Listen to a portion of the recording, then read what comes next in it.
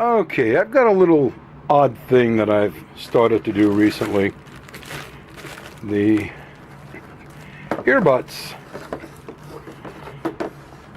I'm making them out of critter clay, but I'm pulling them out of molds that I made. This mold is a silicone mold made with 100% pure silicone caulking and water. And I made a mold of the original, and I pressed critter clay into the mold, which you can do with critter clay because of the body of the product. It's so solid. Now I'm going to pop out the frozen earbuds, and I'm going to put them in the fridge overnight.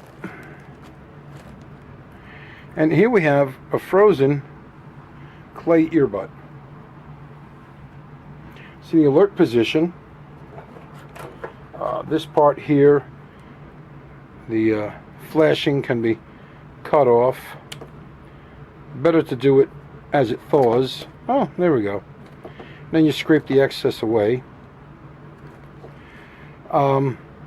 Nice thing about this, I used it on a large, this is a medium set of earbuds. I used it on a large deer, and I'm going to use it on the little velvet antlered deer. Okay. The reason I'm going with this method is, rather than use the actual earbuds that are made out of flexible foam, they're beautifully made and they're wonderfully flexible, but there's no longer any uniformity in the way headforms are sculpted. There was a time that they were all sculpted with the back of the form completely rounded off, okay, like the back of the head.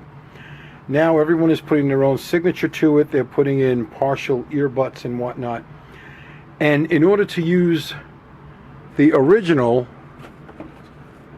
foam earbuds, you'd either have to heat this up, which can cause melting or, you know, terrible toxic fumes, or cut off the back of the headform and round it out. That's just a lot of messy work that I choose not to bother with. So I made a quick mold of these things. I've already used a set in one deer, and I'll show you his earbuds. And I'm going to use this in the little velvet antlered deer. And it's nice thing about the clay is letting it melt, letting it thaw overnight in a refrigerator will soften it up enough to be able to put paste in here and adhere the ear liner to the earbud, the clay earbud, and then be able to actually flex the clay around the base of the ear liner. And I could press this in further if I want to, or I can carve some of it out so that it makes a nice tight seating. But this is what I'm looking for right here. This just about it right there. Okay. And I say the left and the right were made. The clay is pushed into the mold. The molds are bagged, put into this tub, and then put into the freezer, frozen solid. When I pull them out of the mold, I put them in the plastic and put them in the refrigerator overnight. Okay, this large buck, and this is a large buck, this large buck had the same medium clay ear liners made for him, and they were added to in order to increase the size for this particular deer. But it gave me a very nice base to work with. A very nice base to work with. And you can see the detail as was shown in the references. You can see the little ball at the back of the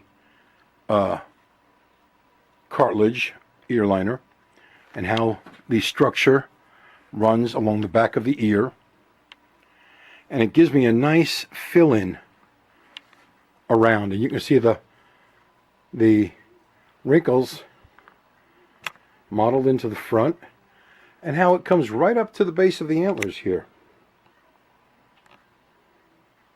So it produces the medium clay earbuds, produce earbuds for large, medium, and fairly small deer. Small deer, you cut them down. Large deer, you simply add to them. But it's a nice base to work off. Okay, here are the clay earbuds that were shown frozen in the mold. I did take them out of the mold, frozen, and put them in plastic bags and put them in the refrigerator for a couple of days so they could thaw. Problem is, when they thawed, they became very, very, very loose. So what I'm going to do, I'm going to leave them out for maybe about a half hour or so, maybe an hour. I don't know, 45 minutes. Just to have them firm up just a little bit. I need the clay to dry out some so I can install them in the deer's ears. Once they firm up a bit, we'll get them in the ears. We'll get this project started, get this deer mounted.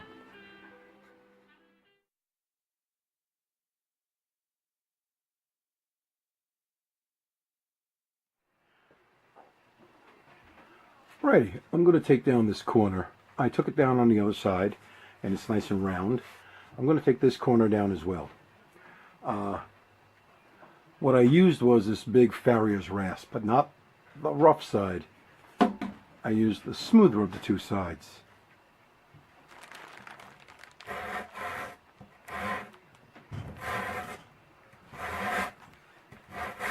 I go gentle because I don't want to knock off any of the mache. So it's going to do two things. It's going to round off the back of the head where I like it, which is good for the ear butts to attach to.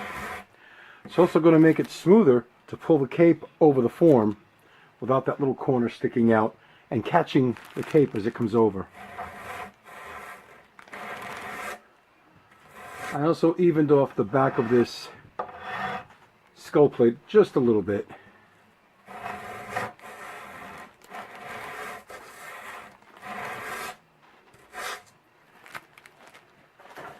Done and done.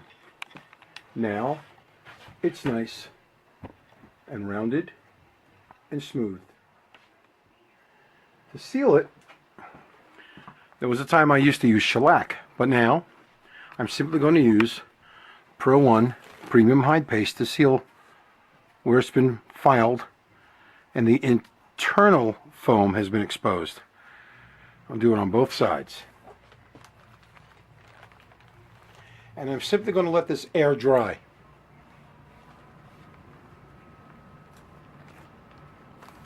Going to let this air dry. The cape will slide right over that when I apply more paste to it for the mounting steps.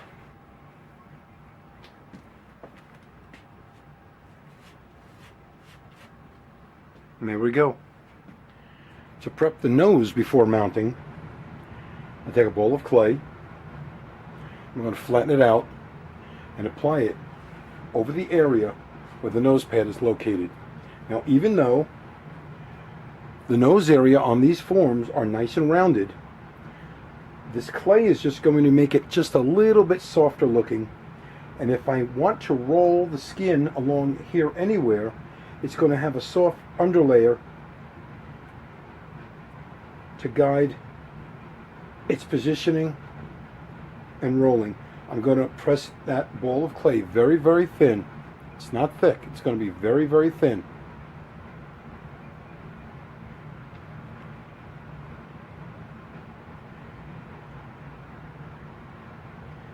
Now I'm going to apply it like so.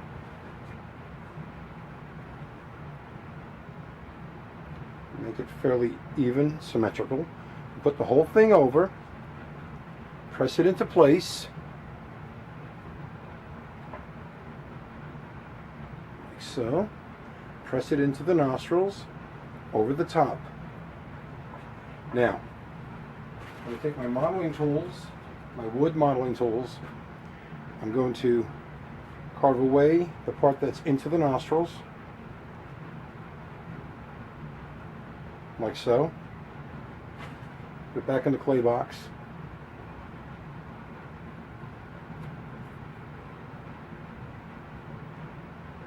Smooth it.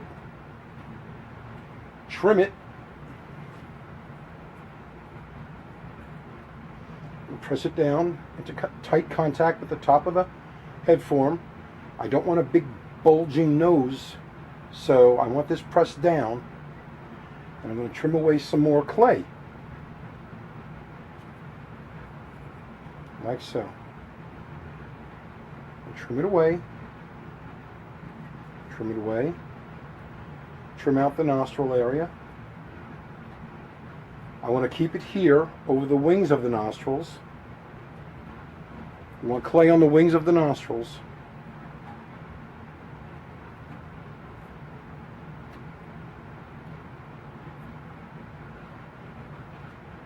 I want it back here.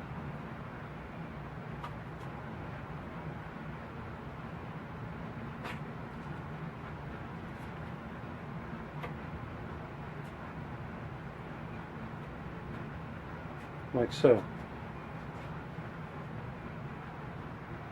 Now I'm going to take a little roller. I'm going to roll the clay flat. I'm going to flatten it out with the roller.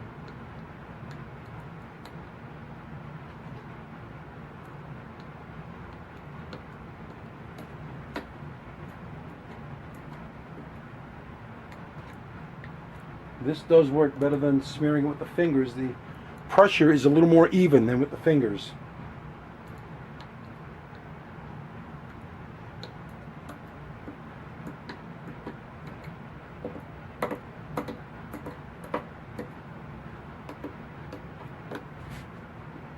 Got to make sure it's even all around. Trim it just a wee bit more.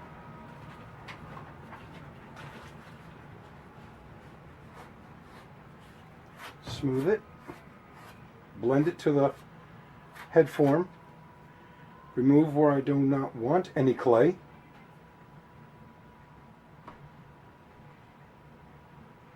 like so, and pass in front here. Now the Frenchman is out to lunch right now tonight.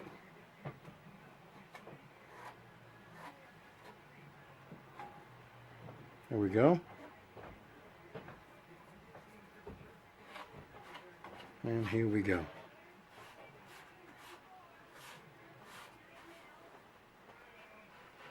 And that, as they say, is that. I'm going to coat this with hide paste.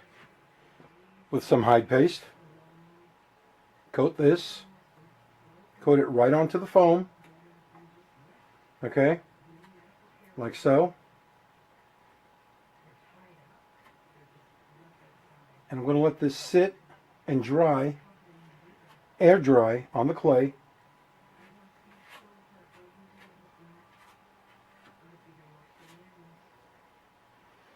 And next we see anything being done with the nose, the cape is going to be mounted over the form. Last thing I do before pulling the cape onto the form, I put a little bit of clay at the rear corner of the mouth. That's it. That's it. I'm going to roll out a worm of clay, like so, and I'm going to construct the corners of the mouth. This is probably like one of the last bits of clay I apply to the head form. It just lets me get a smoother lip line after the lips are tucked, and I then blend this clay work into the mannequin from without the skin and then with the skin. It's not a lot, but it's just enough to give the mouth a little bit of definition at the rear corner. I hope you could see that.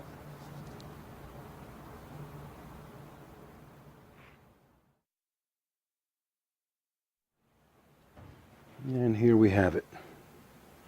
I do this same work on both sides. Clean it up out of the details of the face. I don't want to obstruct the structure that's been carved out, sculpted into the face. So I make sure I get it out of the muscle structure, like so.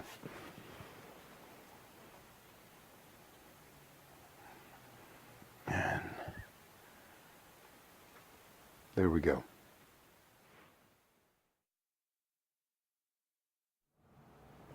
And here we go. So it begins.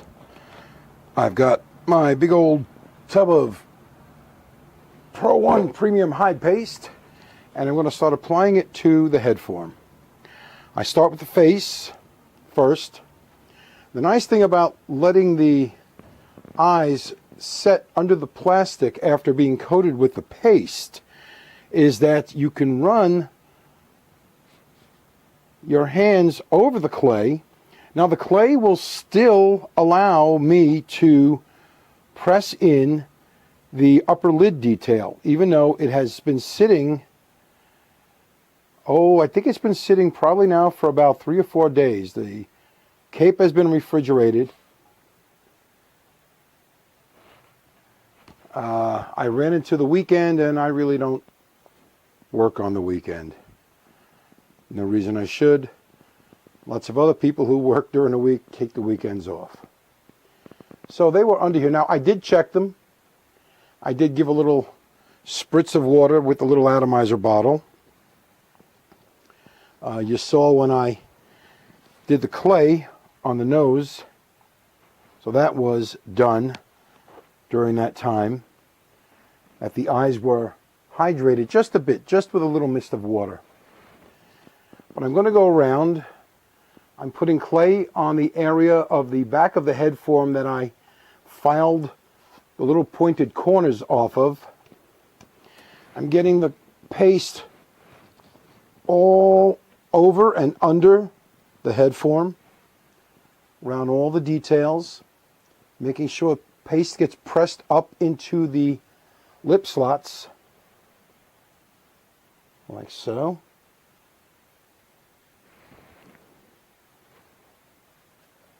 My gosh, this is a small deer. I'm just looking at the size of my hands against his widow head. And his head is so widow.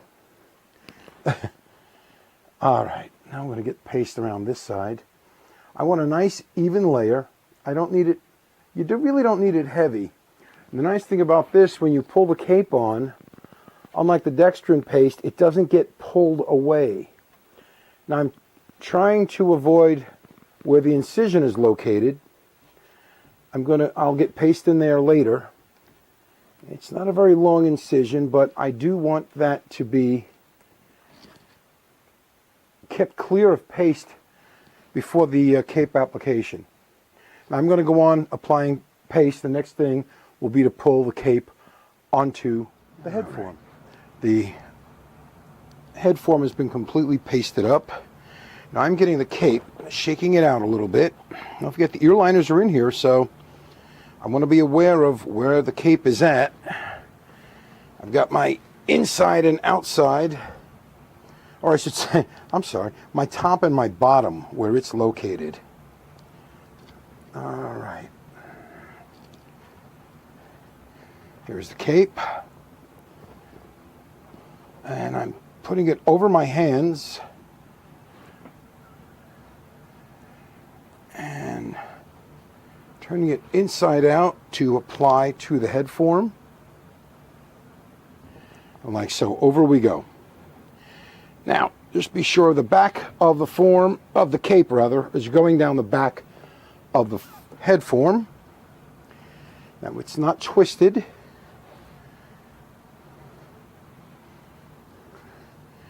It was fitted over the form once while it was dry. It got a dry fitting. I always do a dry fitting. It does two things. One, it lets me know where the features, the details are going to end up.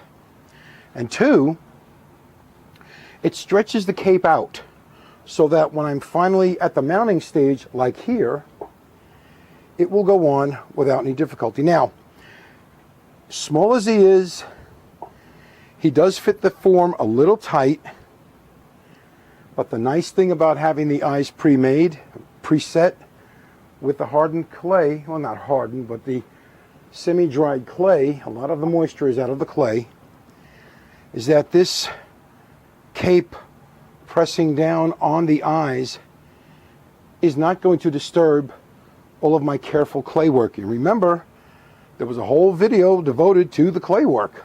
So, you know, we don't want to ruin that. And let's get him here like so. Now I'm going to get my stout rougher, excuse me. And I like to use this. I don't use this for roughing up forms as much as I use this to pull the cape onto the head form.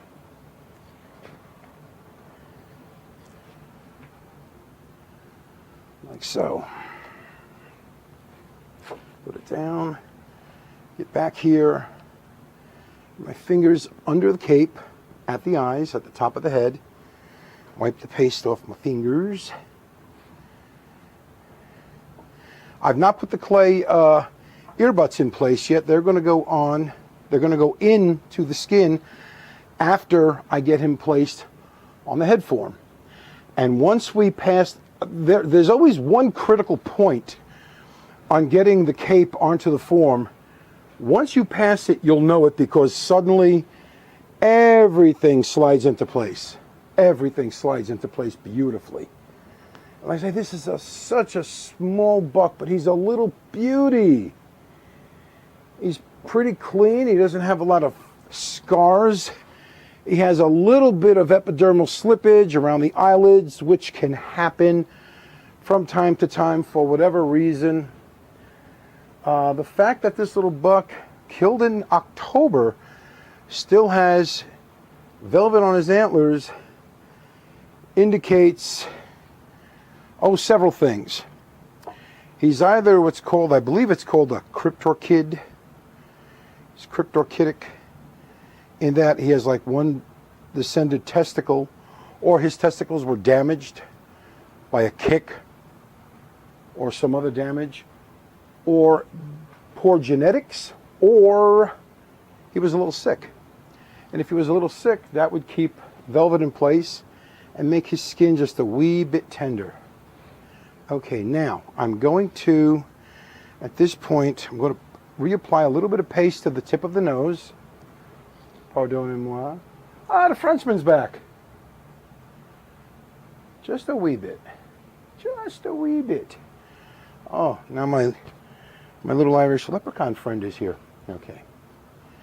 No offense meant to anybody. I could say he's a little guinea and offend everybody all the way around, and that would be me. I'm a guinea anyway, so I don't care. Okay. They're just words, folks. Just words. And I'm not using them in a hateful manner. I'm using them in a comedic vein, which I guess I'm from the Mel Brooks School of Comedy. Oh, well. Okay. I love it when a deer head comes together. I love it when a deer head comes together. Now, before I go much further on him, I'm going to go ahead and prep the ears to accept the clay earbuds. All right, I've got the ear liners on the inside of the ear, because I left them exposed to the air, are dried and secured to these ear liners. And what I've done is I've pulled the skin down around the base of the ear liners. And I'm going to take one of the clay ear butts. This is for the left side, as you can see. I'm going to go ahead. It's been sitting for a couple of hours now. I left it a little longer than I was originally planning to. And I'm going to situate the ear liners in place in the earbuds. Now, I did pre-fit these earbuds to another set of plastic ear liners. Now, even though the outer dimensions of the ear liners across the front and around the perimeter have been altered to make a smaller deer, the earbud size, the base of the ear cartilage itself, remains the same. What I'm doing right now, I'm smoothing this clay onto the ear liners. I'm bringing it into close contact with the ear liners. I don't want any gaps. Any places that require it, I'm going to add a little bit of clay, just a wee bit of clay, where the ear liners meet the ear butts. I hope you could see this. Let's get it over here.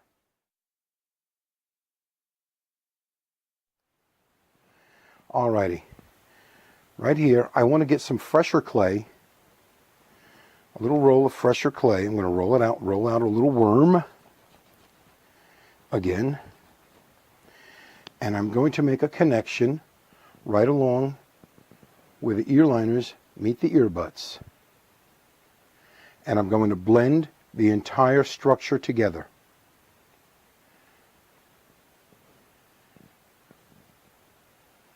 Okay. Now I'm going to take a little bit of paste. I'm going to paste up the clay of the ear butt, because clay will not stick to the skin. It is not an adhesive. I'm going to take the ear paste all around the clay. Be sure I have it everywhere it's supposed to be. Everywhere that will make skin making contact, the hide making contact with the ears. The ear butts, I should say. And I'll also put it on the inside of the ear skins just a bit. There we are. Now we'll turn the entire thing right side out.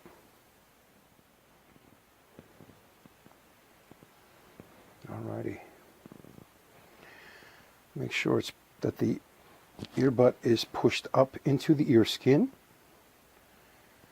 It's proper locale. Well, I may have to get my big head in the way a little bit to get a good look at what's happening here. Now, see, that's why I wanted paste inside on the clay to help adjust this into place. There, now. Very nice. Very, very, very, very nice.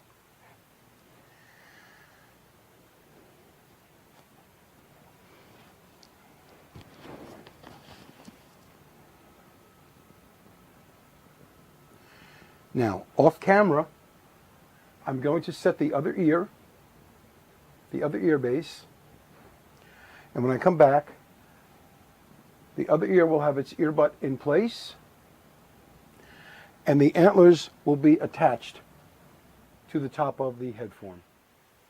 And as with every step through this entire process of working with these potentially delicate velvet antlers, the skull plate is being screwed in by hand. Oh boy.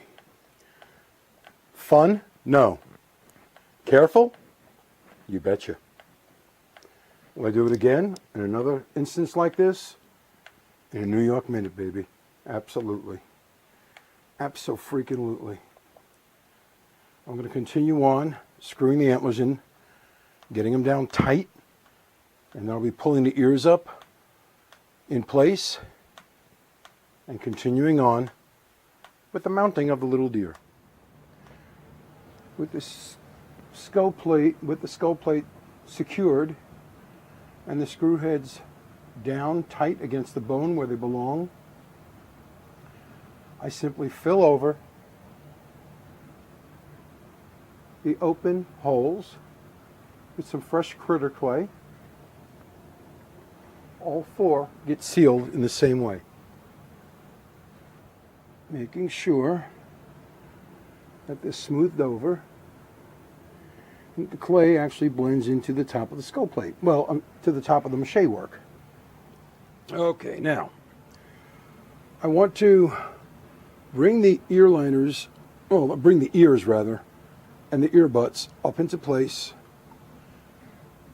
This paste is very, very, very slick, I can tell you that, which is great for mounting. Not so great for trying to grab hold of the skin, but it works. It works.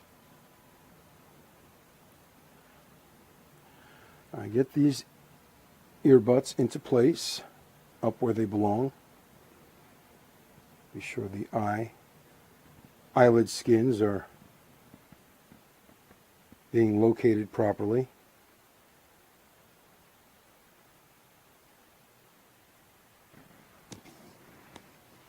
like so.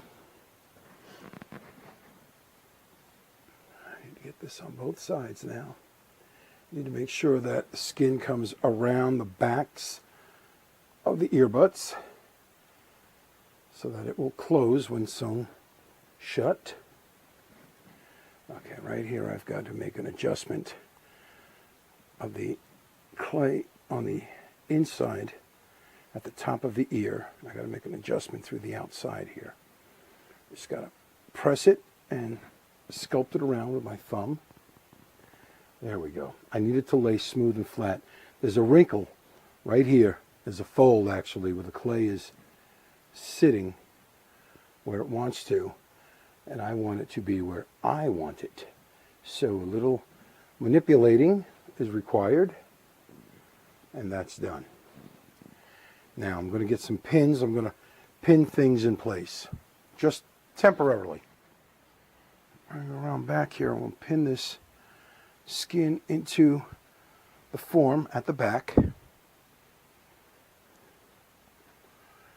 and manipulate this where I want it. Now I need to use a couple of long probes, a couple of upholstery probes. Get this skin up under the antler burr and then get this skin taxied into place around the ear butts like so. Press down with my finger and make it all tight contact. Now to set the direction of the ears proper in their seating in the ear butts. More of this adjustment will be done later after he's sewn up. But for now, I want to get this in its proper location. Location is everything. Location, location, location, location. Now I want to get the skin oriented by brushing that little seam I spoke about in my reference section and get this meeting of the rear and front hairs meeting like so. And there's this going down a little bit much. It's going a little lower than I want. Over the next few days, this will be worked and pushed up and repositioned into its proper place.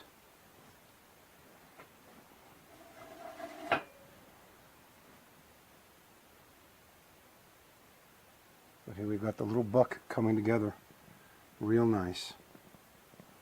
Now I'm going to go to the other side and do his other ear. I'm going to prepare to tuck the lips and get him sewn up.